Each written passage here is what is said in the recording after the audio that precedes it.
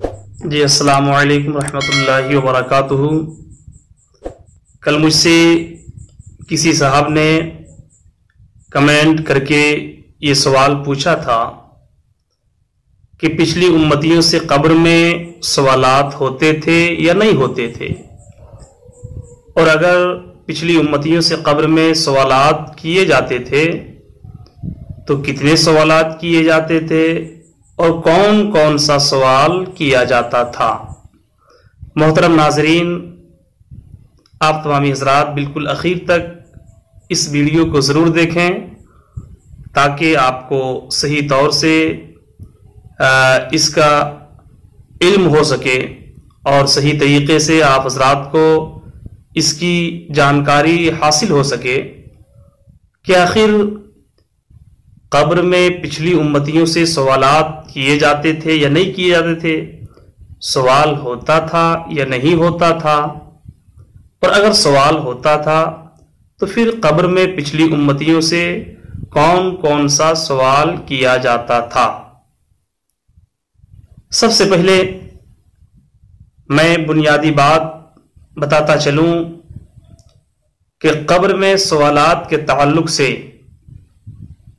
میرے آقا صلی اللہ تعالی علیہ وسلم نے ہمیں بتایا تو اس کا پتہ چلا، ورنہ اس سے پہلے کسی کو معلوم نہیں تھا۔ میرے آقا صلی اللہ تعالی علیہ وسلم کے بتانے سے اس بات کا علم ہوا کہ قبر میں سوال ہوتا ہے۔ ہمارے علماء کرام فرماتے ہیں کہ پہلے نبیوں کی امتیوں سے سوال کے تعلق سے نہ ہی کسی نے بتایا اور نہ ہی کہیں حدیث میں اس کا کہیں تذکرہ ملتا ہے، اور نہ ہی کہیں حدیث اس تعلق سے ہے۔ اور اکثر علماء کرام کا اس بات پر اتفاق ہے،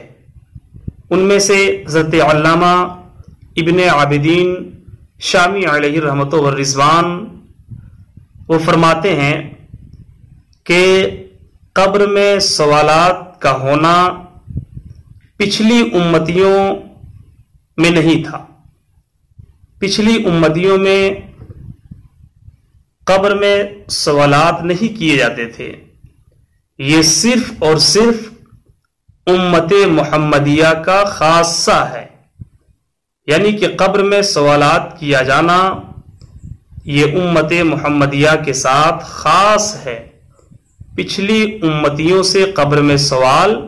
نہیں کیا جاتا تھا، جیسا کہ فتاوی حدیثیہ صفحہ نمبر 11، رد المحتار جلد دوم صفحہ نمبر 192 پر موجود ہے۔ اور اس تعلق سے علماء کرام کی ایک اور جماعت ہے، ان میں حضرت محمد بن سلیمان حبلی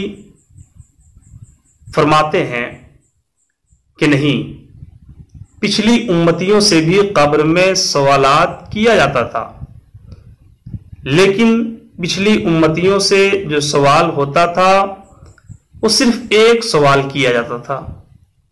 وہ کون سا سوال تھا؟ وہ فرماتے ہیں کہ پچھلی امتیوں سے قبر میں صرف ایک سوال وہ یہ ہوتا تھا کہ خدا ایک ہے یا نہیں۔ خدا کی وحدانیت کا سوال کیا جاتا تھا، لیکن اکثر علماء کرام کا اس بات پر اتفاق ہے، اکثر علماء کرام کا کہنا ہے کہ نہیں۔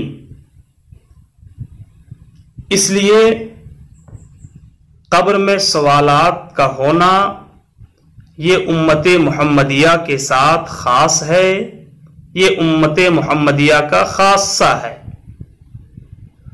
اور اس کی پوری تفصیل